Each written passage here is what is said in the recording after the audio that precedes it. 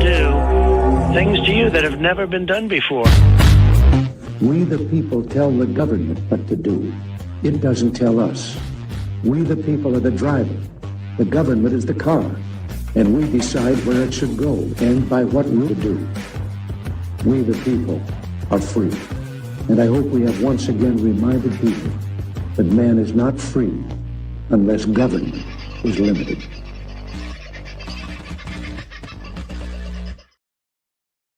Well, folks, what are we going to do about limiting government? That is the big question that is on many Australians' lips. Over the next 4 to 5 weeks, we will be bombarded with political advertisements and promises and God knows whatever else from those politicians that have so far been entrusted with the nation and our futures. And look what they've done to it.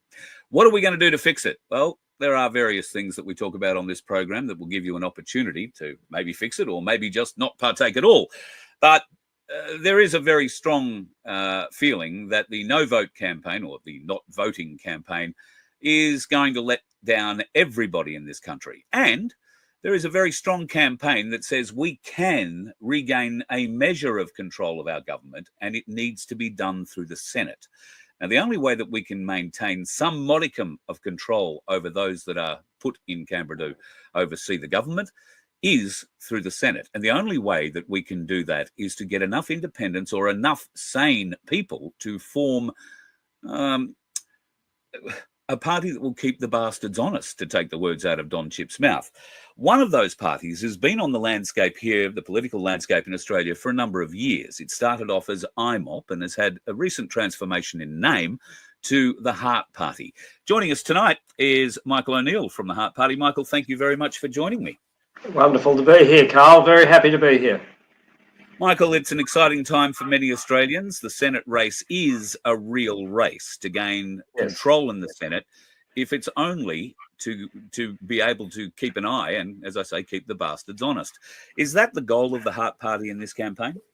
Well, that's one of our goals, is definitely to keep them honest and to basically be a check for the will of the people. We already know that there's a huge proportion of our population, and they're quoting figures now that 45% of the people don't want to vote for the major parties. So are we going to get 45% of representation? I don't think so, because of the way it's basically rigged and the way the voting happens. But in the Senate, it's a little bit more fairer, and you do have a chance to be able to vote people in there that will be the stopgap. Be able to be your voice, so we can say no. We will not let that pass through here. We cannot let that, whatever that legislation is. So that comes down to the quality of candidate that you are standing. We've all seen and believed, people who have stood for politics and have wanted to go in and represent us in that place, and yet somehow they managed to get tainted, or somehow they managed to get partied and shut down. And you will sit in that corner, you will nod your head when we tell you to, you will shake it when we tell you to, and that's all we want out of you. Your party's not like that? No, definitely not. We have basically our core values, our policy statement, and of course our name means the Heart Party: health, environment, accountability, rights, transparency. A lot of those words are very self-explanatory where we want to go, but if a candidate gets elected of us, we would expect them that they would maintain our purpose, and that they would also be open to listen to the will of the people, to be able to identify bad legislation that is not in any way bringing freedom to the people. It's more restrictions on the people. You're the voice of freedom. We want to be that voice of freedom too, because freedom is a very easily thing to be lost. And what we've done in our country, like if you look at our soldiers in the war, they gave up their safety to go and fight for freedom. They gave up their lives to fight for freedom. Now we give up our freedom to engage safety. And this is an inverted way that it should not be. So we are very much like, everyone wants to be safe, but listen here, freedom is paramount. It's paramount, because you can be in jail and be safe. What's the good of that? Yeah, exactly. You've mentioned that the lower house is probably a bit of a tall mountain to climb, but Yes. we don't really need people in the lower house. We need people in the Yeah. Senate that can stop bad legislation being pushed forward, or at least get it re-examined from the people's perspective and get it, changed. Sure. How hard will that fight be? What sort of numbers do you need to get elected to have that sort of power?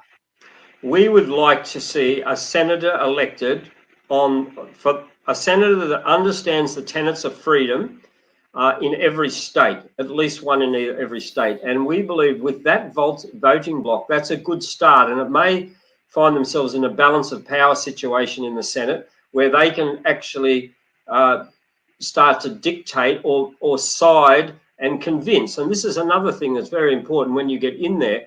You have the power to be able to be in the great house and to be able to talk to these people that maybe are so cocooned in their own party's rhetoric and the media that maybe they can break out of it. That's what I hope. They're human beings, men and women, and we might have some influence on them. I don't think we've seen a lot of bravery from either of the major parties or the representatives inside them. I think it'd be foolery to expect that we're going to see bravery out of them going forward, unless their reality is threatened. Do you believe that Albanese and Dutton are threatened in this election? No, I think they feel pretty cozy. Well, they would be worried about some of the figures, definitely. I think they'd be worried about the rise of even the Teals. I mean, I don't agree with the Teals at all. They pace themselves as being the independents, but they are not independents. They are funded by Yes, and they've got a skew-if agenda, which is basically, when I look at what they're promoting in our local area here, it's really a socialist agenda and making it be worse. It won't be. There's nothing that I see of value in there that would bring about a country that where the citizens are once again free to make choices for their lifestyle, for their children, and all aspects of it. We are overgoverned, we're overtaxed, and that's got to stop. So your policies in that regard are lowering tax, less government? Definitely. We believe in eliminating the cumbersome public service. It's massive in Australia. It is so big now that they basically have a public servant for everything. Like, you try and build a house today and just find how difficult that is. Like, I don't know of countries that have DAs. Like, we've almost think, oh yes, you must have a DA. And so, like, really, this is a new thing. Like, in my era, there was no such thing as a DA, and I've done a lot of research. I travel well, and I ask around this in the United States of America. Almost no, they think, really, why aren't you people dragging these people in the street and lynching them? Like, how can they do this sort of thing? And I said, it's like the old frog in the pot. It's grown upon us where we think they're important. They are not. I'd like to see the whole thing scrapped. In fact, I even wonder why we even have councils now, because there are counties in America, and I've done a lot of research and visited them over there, where they basically, when the road has to be done, they hire a private company, and their county offices in a town can be just a few people working in there. People pay their so-called their rates or whatever, and they get things done efficiently. But here we have massive departments that you can't get to see anyone. They are just sitting there like a parasite on the community, holding up housing, holding up all progress, business. As soon as they see someone have an entrepreneurial spirit, it's almost as if they lick their chops and they want to go there and get their cut, like gangsters. Yeah. They go in there and they say, they go in there and they'll say, we're here to help. Ronald Reagan said that's one of the most frightening statements that you make, where the government said, we're the government, we're here to help. Now, this is the situation, and they say, we're here to help you. Like a gangster will come into your shop and say, look, we're here to protect you, and you say, get lost. Next thing you know, the gangster will break your windows, and then eventually will kill you. This is what they do at the council. They say, we're here to help you, so get lost. When you'll find out, they will break your windows, they'll break your spirit, and they'll even run you out of town if you don't kowtow to their dictatorial ways. You said before that we're in this position because it's a bit like the boiled frog syndrome. Yeah. Is the only way out of this in another boiled frog scenario slowly, because it's going to hurt too many people's psyches if they are ripped out of this false reality? Well, it won't happen. The only way it could happen quickly is a revolution, which will not happen in our country. And honestly, I don't want a bloody revolution. I want a silent, quiet. I want a revolution of the people to get them out. And I think voting and getting people as representative is probably the most painless way. It's a lot of work. We're fighting against a media that will ignore us, that will, largely they just ignore us.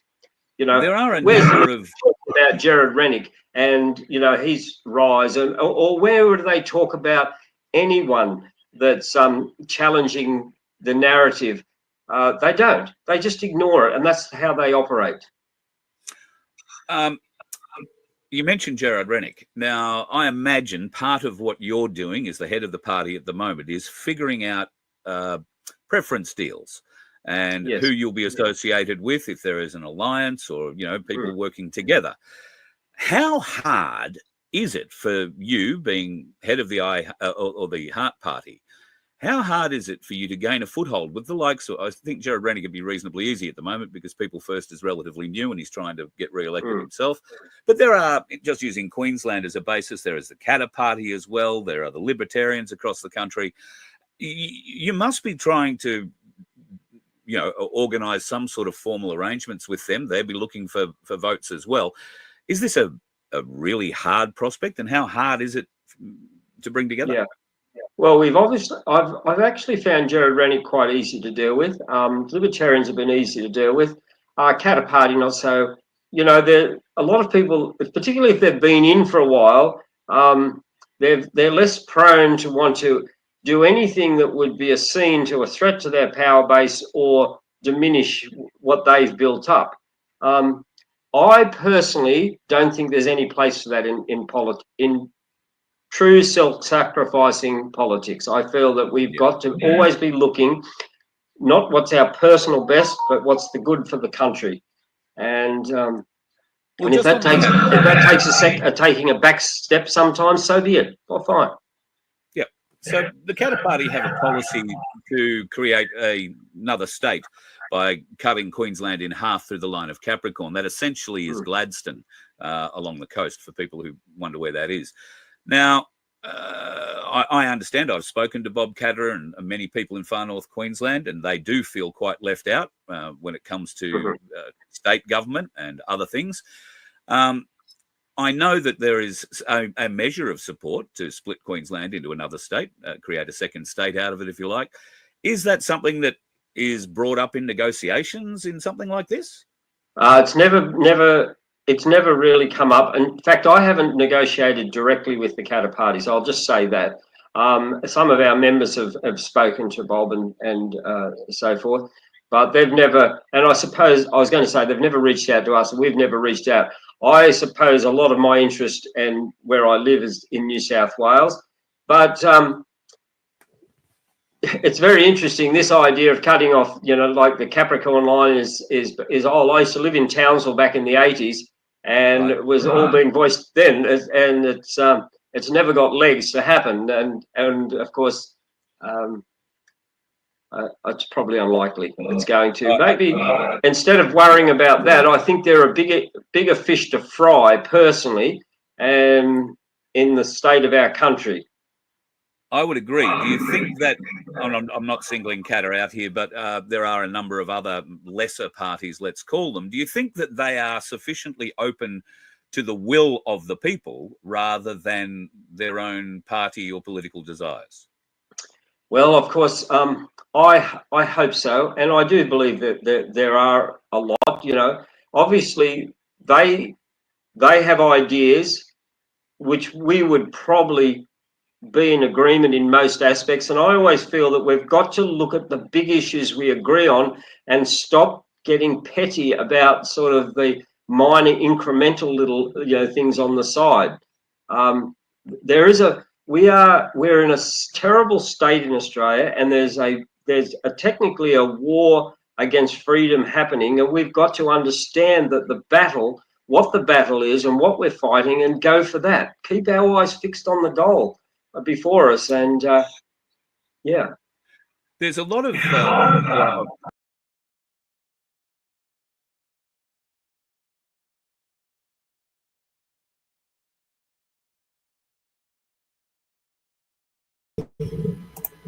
well, that's a bit distressing, isn't it?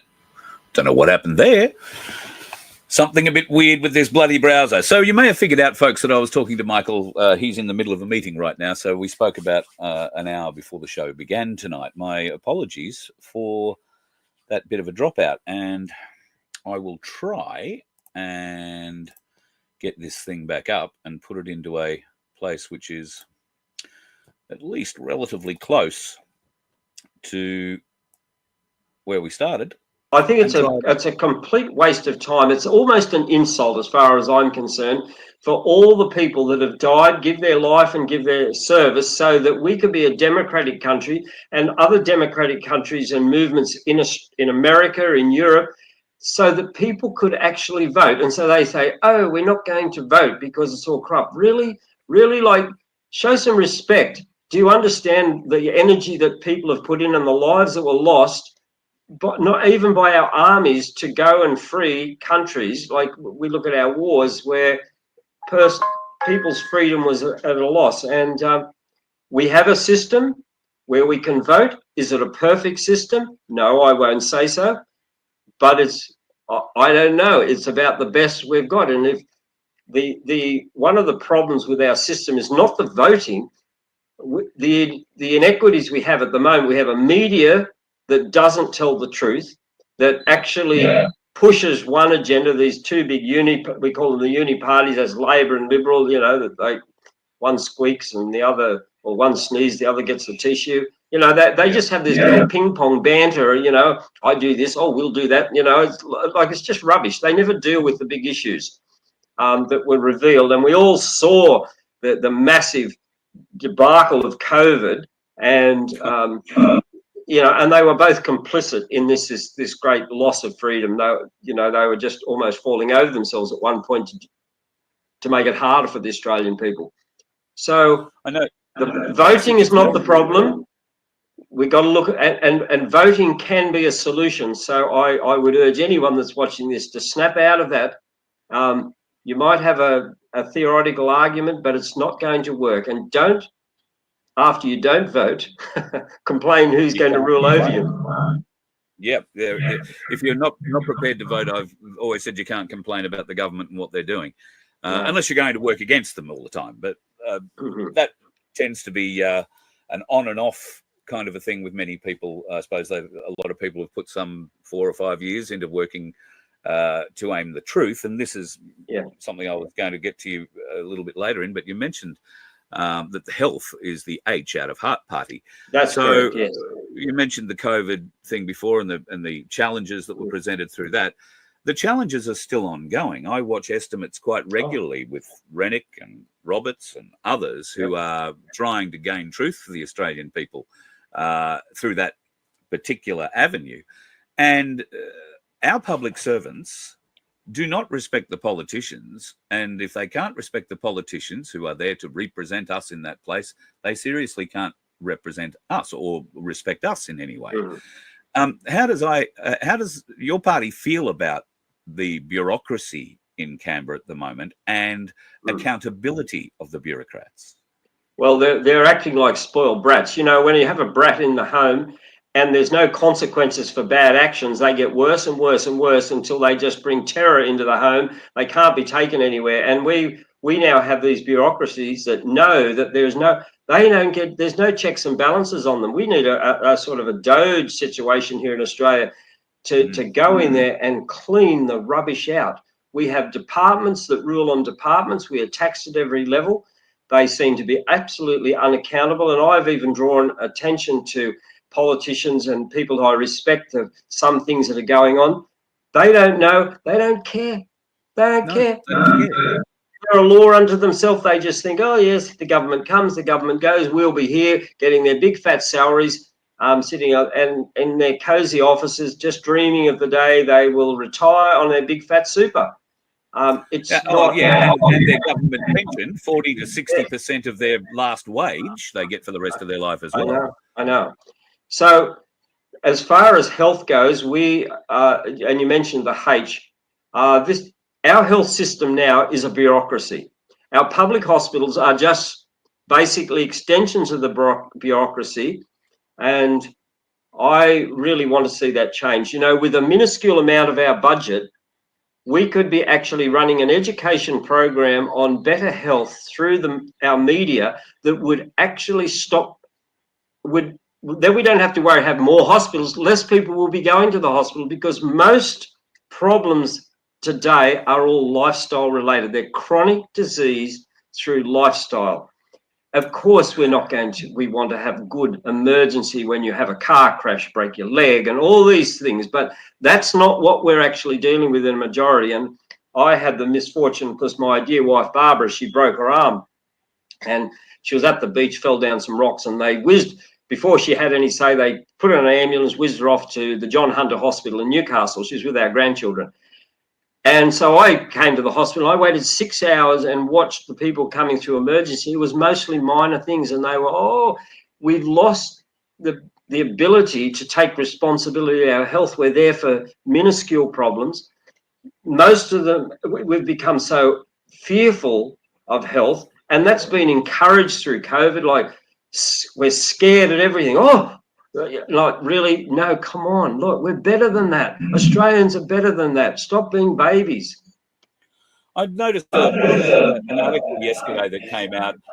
It said that when our children get out of 18 years in school, 12 years in school, whatever it is at 18 years of age, they come out, they can't cook. They can't balance a checkbook or understand how banking works. They have no real skills in anything other than to be able to take no responsibility and blame somebody else. And if they need something, there's a government department to go to. So education, for my mind, is, broadly speaking, needs to be completely rejigged. And I love what Donald Trump's done in America by shutting down the education department and starting again.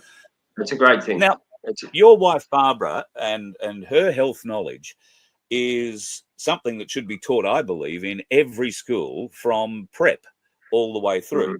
This would, I think, a lot of what Barbara would have to say, and if people learned what you can put into your body that will make your body a lot better, this will in turn lower our dependence on hospitals and the medical bureaucracy. With a bit of luck, we'll see a lot less doctors and nurses being required. Is that something, a viable possibility in the future? Is that something that you, as the Heart Party, might be able to bring into negotiations if you were in that position in the Senate to be the circuit breaker?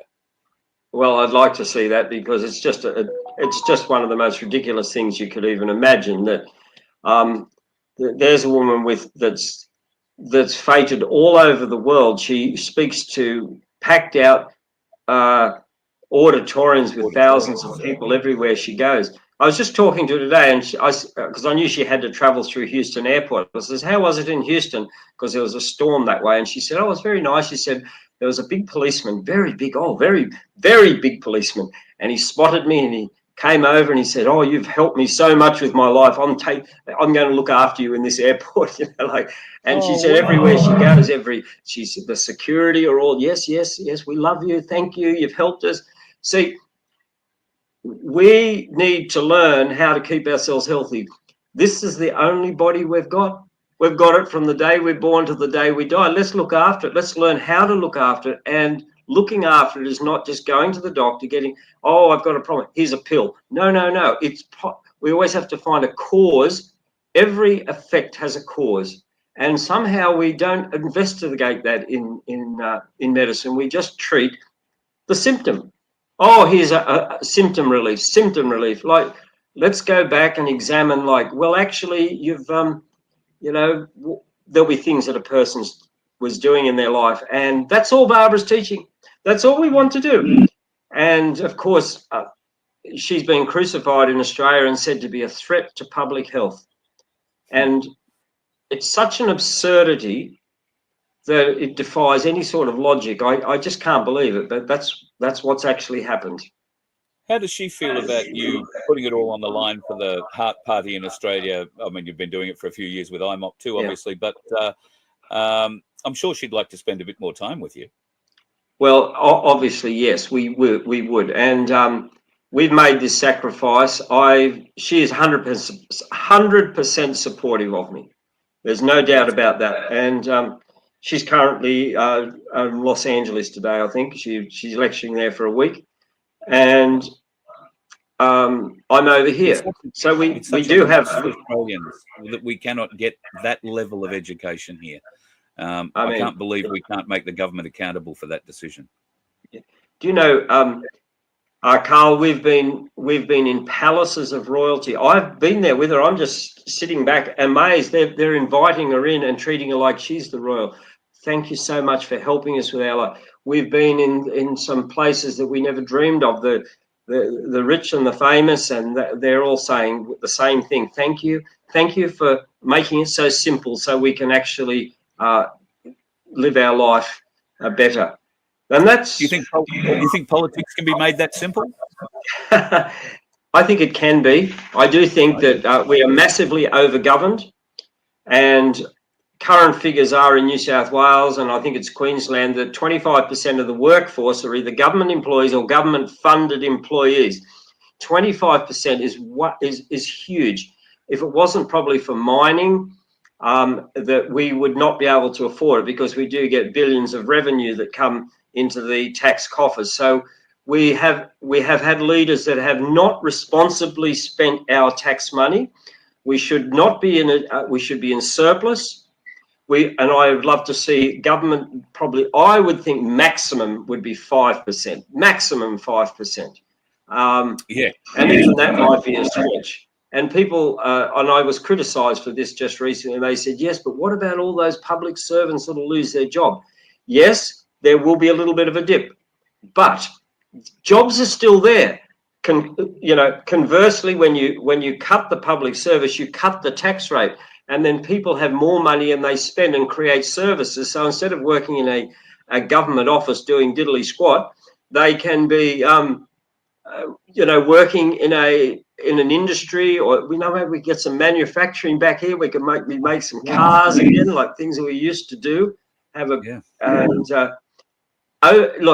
if the climate is right, if the paddock, it's all ready, business will come.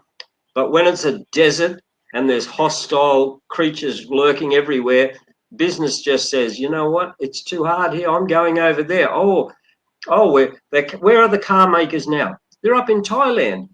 The Thai government's welcomed them with open arms, and they've got big factories. In fact, I did a tour of some of the factories. I was astounded at the size of them, and I have a car now, and I did look at it. Where is it made? And I thought, it's made in Thailand. How about that? It's a Ford. It used to be made in Australia. No, not anymore. No, not anymore. And we have a hostile. Can you see a way back to manufacturing here in Australia? Sorry, what was that? Can you see a way back to manufacturing here in Australia? The way back will have to be smaller government, less onerous restriction, and also our wages are relatively high, and the biggest contributor to high wages is the government. We are private enterprises now competing with the government for workers. The government has become so large, they pay higher wages, they have all these conditions, and so they're leaching workers out of the workforce into government ranks. These workers need to get back into the private sector. When this happens and there's less tax, it'll actually reduce price, so the wages don't have to be as high to cover all the onerous taxing that we're having. And if it's a whole chain of events that happen. Can it happen? It can happen with a leader with good resolve. Trump's doing it in America, and America will be prosperous. It's happened in Argentina. Argentina has gone from a deplorable economy to now one of the powerhouses. Yeah. And these information on Hitler. in the last 24 hours or so. All the Argentinian files on Hitler. Hitler didn't die in a bunker in Germany, in case people were wondering at the end of the Second World War. He was in Argentina. Is that right? Yeah. So Harvey has released all of the information in the last 24 hours or so about the Nazi program in Argentina at the end of the Second World War. And of course, it couldn't have happened without Operation Paperclip, which was run by the Americans. So the Americans knew it was all happening. They certainly knew. And it was all to do with the brain drain coming out of Germany with their scientists and doctors and other things that came out, and intelligence people. They brought heaps out. So yeah, it was very interesting to see all of those papers released, and certainly the president of Argentina is not too scared about throwing rocks in the pond by the look of it. He's very no, that's right. We need some rocks in the pond. There are a lot of people that just need to lose their jobs. Some of these fat cat politicians, but it's right down through the ranks. When the head's sick, the whole body's sick, and the head is sick. So it needs to be cleaned up. Needs a good dose of medicine. Well, I would have to say, I know a couple of the candidates that will be running for the Heart Party, and they are not sick people. They are very healthy people, and they are very well-minded, straight people who think about we the people first. And I think if they're a quality of the kind of candidate that you've got running across Australia, then the Heart Party, at this point, I would say, literally has the best people in it who are working for the people, not themselves. Yeah, thank you. Well, we have very good people. We're a very committed party. We've been around for years. We are all volunteers. Everyone in there. There's no one getting paid. It's just passion and a desire. We've got people that have been working steadfastly in the party for nearly 10 years, and they just give their heart and their soul to it. That says something. And I love all our candidates, all the people behind the scenes, and of course, we have quite a good membership base as well. So speaking of that, if people want to learn more about the party, I can bring up the webpage, and it's easy to find, heartparty.com.au. That's it. Yes. There we are. There's my wife. She spoke at a gala event that we had in Sydney. There was her and I up on the stage, and it was a packed house.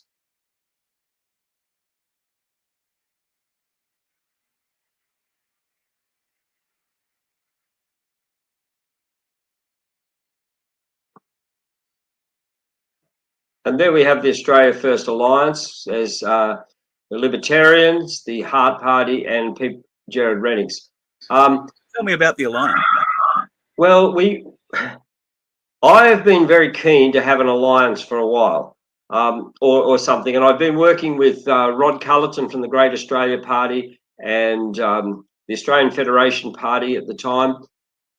They're no more, but we formed what we call CADCO, which was the Commonwealth of Australia Democratic Cooperative, and we ran a couple of elections. We preferenced each other, but we decided to go a little step further, and John Ruddick from the Libertarian Party put up a little plan, and I thought it was pretty good. Initially, I was approached by the Trumpet of Patriots to join with them, and we looked at their model. I didn't feel there was the transparency that I really wanted to actually commit into it, but I thought that John Ruddick's plan was very good, and so did Jared Rennick. And so the three parties, we were the foundation members. We said, let's get together and do the Australia First Alliance, and let's work together in any way possible to get us in, get at least someone into power.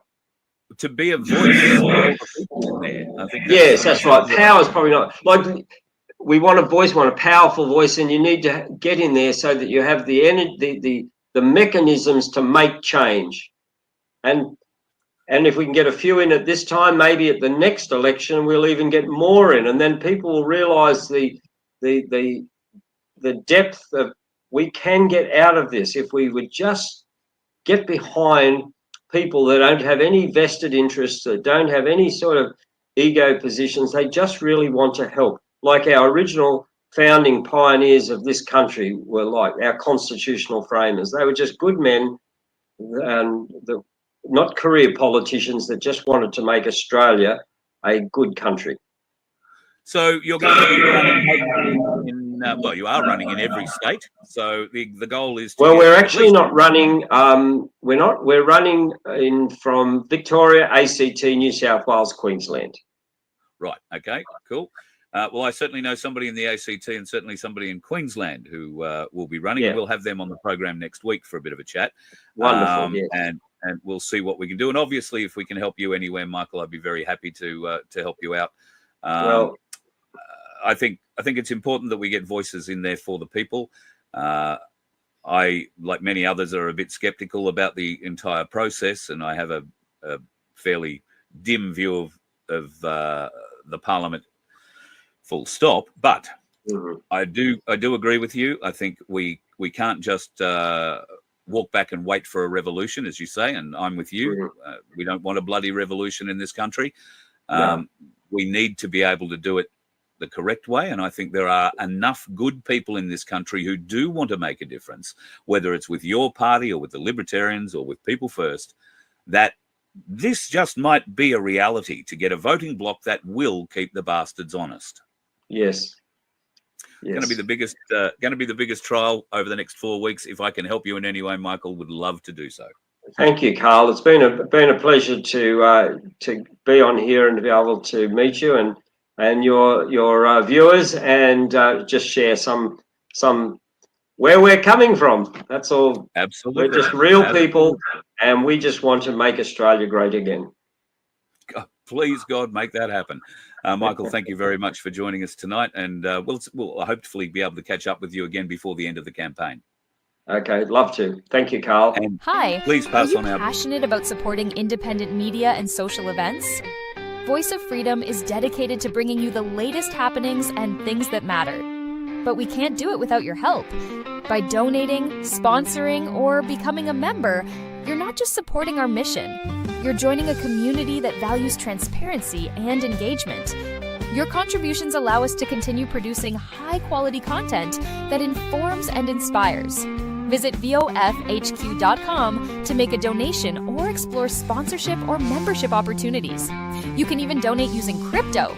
Together, we can amplify voices that deserve to be heard as we continue to create a vibrant platform for social change. Go to VOFHQ.com, help us to help you by joining us and making a difference today. And we're back.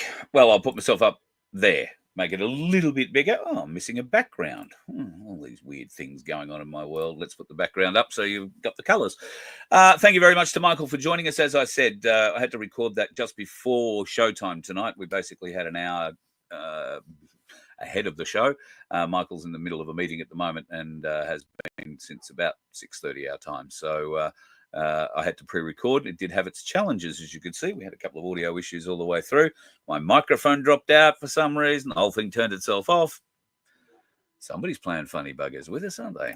A lot of questions in there tonight that I've picked out and thrown up. Can I please get Max on the show?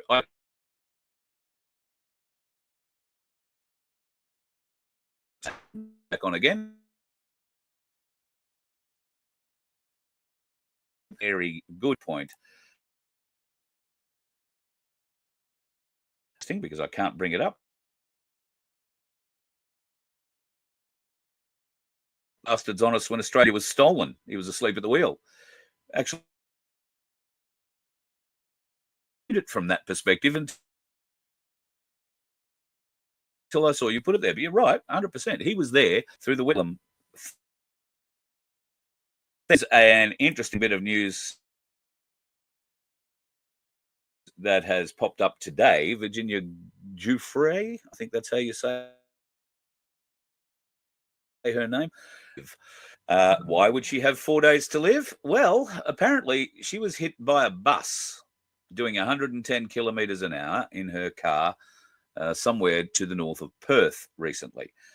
She's now suffering kidney failure or renal failure and is saying she has 4 days to live. She's had enough of the world.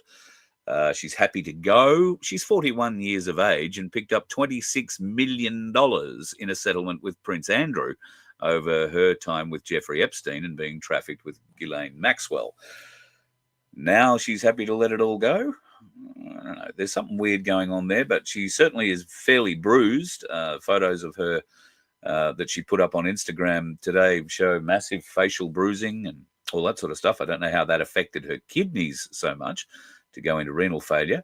And police checks into accidents in Western Australia involving cars and buses on the day that she claimed this thing happened resulted in one finding, a bus and a car. No real injuries were reported.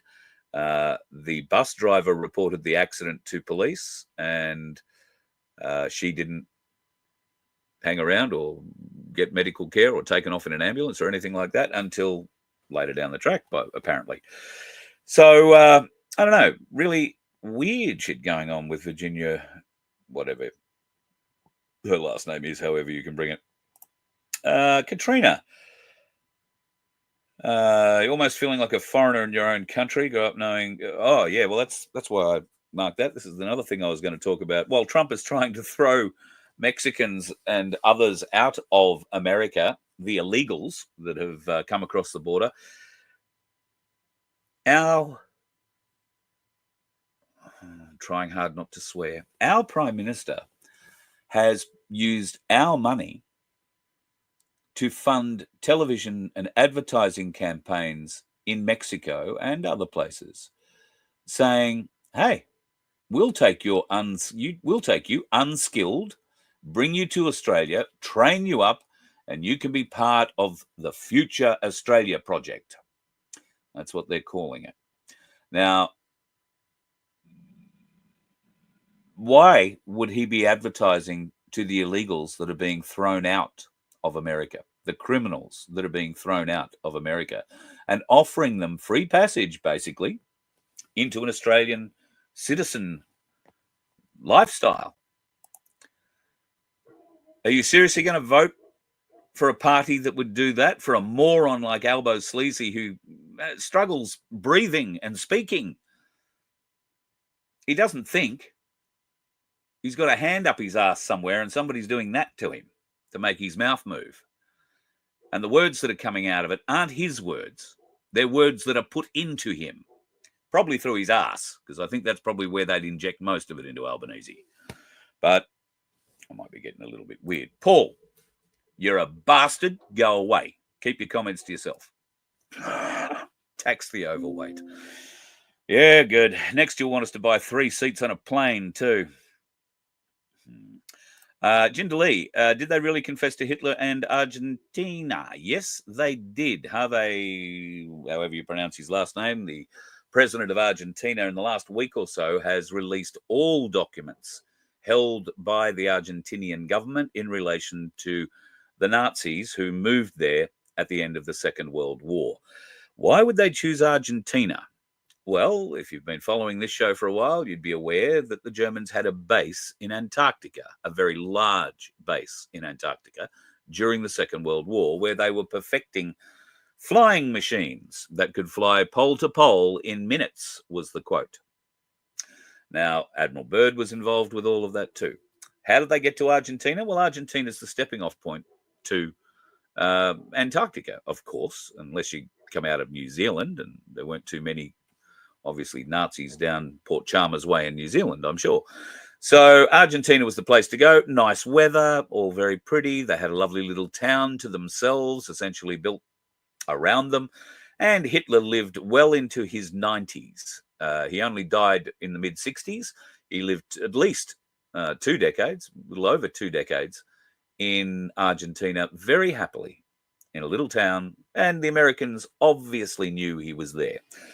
He escaped via tunnels out of Berlin, wound up in a ship, I think, out of Turkey, and then a U-boat across the Atlantic and into the Atlantic, whichever sea that is, and then Argentina. There were a lot of tier one Nazis that went to Argentina. There were some that were repatriated straight into America, into the USA. One of those leading rocket designers for the V rockets in Germany during the Second World War became the head of NASA, not a space agency, that one. And what is written on that man's, I know his name escapes me at the moment, but the guy who started NASA, what's written on his headstone is telling, absolutely telling. You can go and look it up for yourself, because that's what we do around here. We can't tell you everything. You've got to go and do your own bits of research. But yes, Argentina certainly has come out in the last week or so and been telling the world that Hitler was there for many, many years. He had 11 children. Does it make it any less reasonable now to suspect that Angela Merkel and Theresa May, and there was another one from Europe, a real bad, can't remember her name, but there are at least 3 girls involved in global politics, and all of them can be traced back to the loins of one Adolf Hitler. Now, I know most people will say, oh, Hitler, awful, awful, awful, shocking, shocking, shocking. What he did to the Jews, oh my God. Well, it's good to see that there is some truth coming out too about what happened in 1933 prior to the Second World War in Germany. If you had any knowledge of German history, and probably all of us have a small knowledge of it, everybody knows that at some point in their history, Germans had to take a wheelbarrow load full of German Deutschmarks to buy a loaf of bread. Now, this was in the lead up to 1933. Usury was being used extensively in Germany at the time. If you don't understand usury, it is outlawed, and it is outlawed for a very good reason. However, the population that was using it inside Germany was using it in an extreme way, and that population came out openly and declared war on Germany in 1973. I beg your pardon, 1933. They declared war on Germany in 1933. This gave way to Hitler's rise. He was the only truly democratically elected politician in Europe at the time. Winston Churchill wasn't ever democratically elected. What did this group that was making Germany suffer do? Well, they waged economic war on Germany, destroyed it.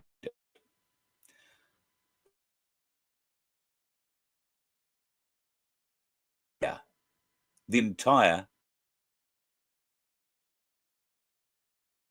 million Jews declared. Those Jews owned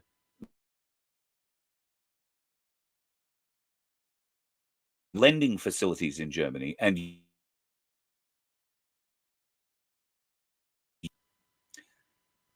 that is what killed or kept the German people down. Now, I'm not making excuses. War history is written by the victors. Always remember that. History is always written by the victors. But the truth sometimes lies somewhere in between what the victors wrote and what we heard about the bad guys. And in this case, more and more evidence is being released every day about Israel and the Jewish influence through, and when I say Jewish, I'm speaking of the Talmud influence, all right? The Zionist influence. The Talmuds are the ones who practice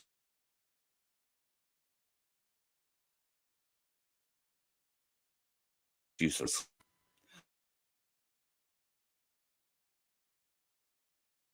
And the Voice of Freedom mag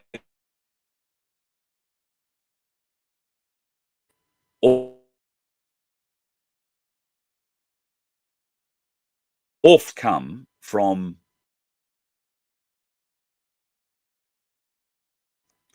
And that in the early 1930s, and gave rise to Hitler. The only truly democratic elected politician in Europe at all during that time. There was another bloke like that, wanted to stop usury, wanted to stop influence of the money lenders. Do you know what his name was? It's much more recent than Hitler. His name was Muammar Gaddafi. Muammar Gaddafi came up with what is a very feasible idea for the Arab nations to go back to a gold standard, to only deal in gold, to stop usury. What happened?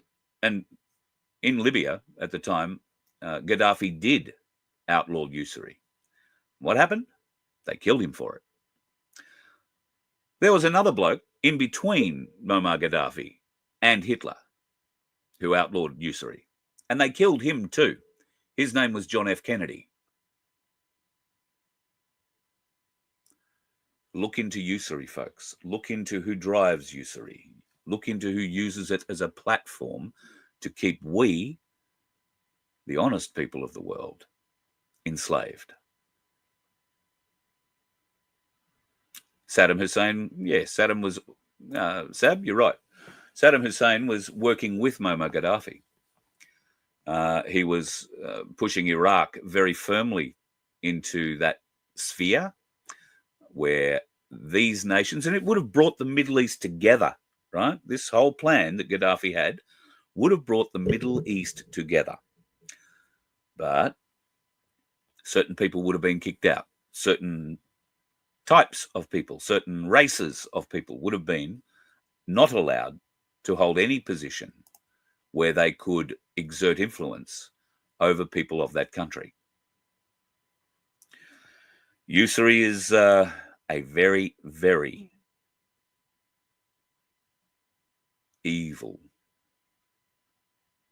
tool that we are all suffering under, whether you realize it or not. And whether you choose to believe or disbelieve what I've just told you, I recommend you go and do your own research. Actually go and look. But if you go to the history books, you won't find it. Why? Because the victor writes the history. So you've got to dig a little deeper. And there is plenty of truth about usury available. And a great deal of truth about exactly how many Jews died in the Second World War at Hitler's hand. Nobody talks a great deal about the 5 million Germans that were killed at the end of the Second World War by the Allies and the Russians, buried in mass graves. 5 million Germans. Have you ever heard that story? Well, probably not, because the victors write the history. But it's all there. All you've got to do is dig. And it's not that hard. It's not that hard. Sometimes it's very confronting, but it's not that hard. And I would commend you all to do your research on that. And now that we're going into an election cycle, depending on which way you vote, and I know that there are many who don't vote, won't vote, and I got to say I'm struggling with the whole concept of registering to vote, but I'm being pressured. You'll find out more about that next week. But you know me and pressure. So we'll see how that goes. But it's going to be an interesting election. And with what Michael said tonight and what Rennick plans or states publicly, look, I don't trust any sitting politician at all. I don't trust a word out of their mouth. They're mealy-mouthed.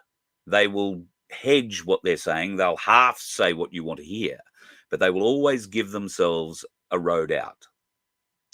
And then, should you actually peg them down on something and they don't do it, then they've got an excuse or a reason, a blame, something else, someone else, some other party, some this, some that. Most of the time, though, it's petty egos running these political parties that get involved in these negotiations, as we were talking about with Michael before, and sometimes they just will not concede that the people need representation. We don't care about how much money you need to represent us. We care that you do the right job if you get the privilege. And it is a privilege to represent the people. It's a privilege that's been squandered. It's a privilege that's been abused. And it's a privilege that just insults every clear-thinking Australian mind. Let's leave the dickheads on the roads, people. Let's not elect them to politics. You let one ant stand up to us, then they all might stand up. Those puny little ants outnumber us 100 to 1. And if they ever figure that out, there goes our way of life. It's not about food. It's about keeping those ants in line. That's why we're going back. Does anybody else want to stay? Let's ride!